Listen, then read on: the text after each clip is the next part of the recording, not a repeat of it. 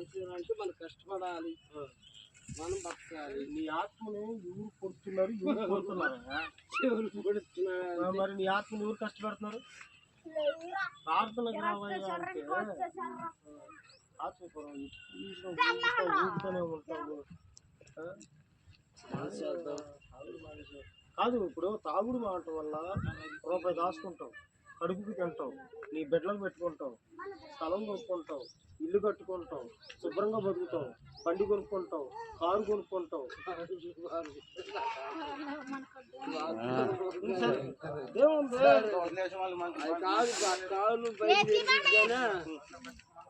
మన జీవితకాలం బతికిస్తాను, బతుకుతావు. మరి తాగుడు మానైతే బతుకుతావు జీవితాలు. తాగితే ఎవరు చెడిపోయి ఆరోగ్యం చెడిపోయి చచ్చిపోతాం. దేవుడు ఇచ్చినప్పుడే మనకు జన్మించేది. దేవుడు జన్మించిన దాన్ని జాగ్రత్తగా కాపాడుకోవాలిగా. మరి తాగితే అది తప్పు. దేవుడు తాగుతూ ఆగుతూ దేవుడు ఏమంటున్నాడంటే కష్టపడి మాట్లాడు, కష్టపడిన దానికి నువ్వు తిను, మంచిగా తిను. మరి అది అంటున్నాడు దేవుడు తాగి కమలాడి ఆరోగ్యం చెడగొట్టుకోవాలి.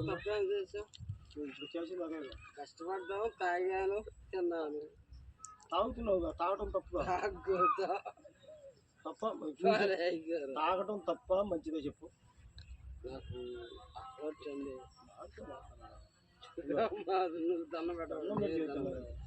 మానేసి దానివల్ల నీ ఆరోగ్యం చెడిపోతుంది, ముఖం చూడట్టు అయిపోతుంది. అవునా, ఎప్పుడైనా మన నగరం మనదే. మరి ఎప్పుడైనా ఏం చేస్తా వేసుకుంటుంది తప్పు ఉంటుందా? ఒక మనిషి లేనప్పుడు నలుగురు కళలు ఉండాలి. నువ్వు లేకపోతే నలుగురు ఉన్న వాళ్ళకి వాళ్ళకి తెలివి లేని వాళ్ళకి ఉంటుంది. నలుగురు పిల్లలు బతికిస్తాయి. నువ్వు ఉంటేనే నువ్వు పాలన చేస్తావు దేవుడికి కదా, ఆయనకి కరెక్ట్ నువ్వు సమయం కరెక్ట్ చెప్తావు. రేపు నేను చనిపోతాను, ఆ మనిషి ఇప్పుడు ఎంతకాలం బతికట, ఎంతకాలం ఉన్నంతకాలం బతికి అంతకాలం బతకాలి. ఏదో దాచి చూడాలా వద్దా? అవును, తప్పు, అది తప్పు. నేను పిల్లలు ఉన్నారుగా, పిల్లలు ఉంటే అది ఆ తర్వాత సంగతి కానీ అది ఏం అవదలే. కానీ నువ్వు ముందు చెప్పేది ఏంటంటే ఇప్పుడు నువ్వు అవన్నీ ఎందుకు తర్వాత నువ్వు ఉండాలి. నీ ఇద్దరు ఎందుకంటే నేను మట్టికి తాగడం మానలేదు. నీకన్నా పెద్ద పెద్ద గజిపోతులు, గజి తాగుబోతులు, పెద్ద పెద్ద ఇంకా ఎక్కువ తాగే వాళ్ళే మానేశారు. మాస్తేనే అప్పుడు వస్తా. నువ్వు అసలు రావాలిగా ముందు ప్రార్థనకి. నాకు డ్రింక్ రాలేను, వస్తే రేక నా పిల్లలు వస్తాను. వెళ్ళొద్దంటున్నావుగా అమ్మాయి, తాగి వెళ్ళొద్దు అంటున్నా. తాగి రామాక తాగి ఎందుకు వస్తాం? మరి మంచిగా తాగి వెళ్ళొద్దు అంటున్నాడుగా, తాకుండా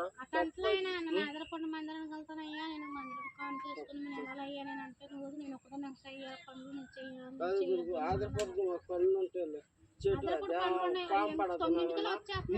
కోపం. నేను చెప్పే మాట కాదు కాదు, నేను చెప్పింది నువ్వు ప్రార్థన అయిపోయిన తర్వాత మీరు ఎక్కడికైనా రండి, కాసేపే 2 గంటలేగా.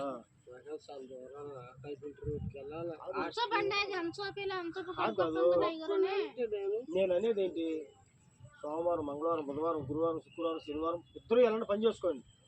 ఆదివారం పూట 1 గంట 2 గంటలు వదిలేసేయి, తర్వాత మళ్ళీ వెళ్ళండి. చెప్పాలి ఆయన ఏమన్నాడు చూసినాను, నువ్వు 2 వచ్చి కడిగినా నాకు పర్వాలేదా?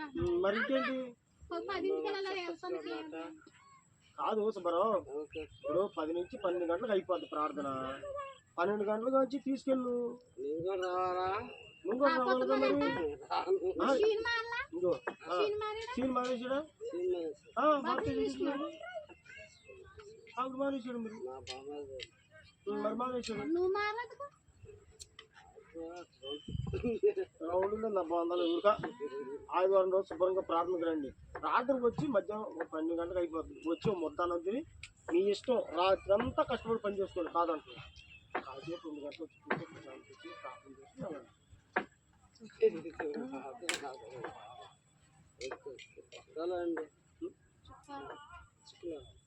బుధవారం రాత్రి ఉండదు ప్రార్థన 6 గంటలకి, శుక్రవారం సాయంకాలం 6 గంటలకు ఉండదు, ఆదివారం ఉదయం 10 గంటలకు ప్రార్థన.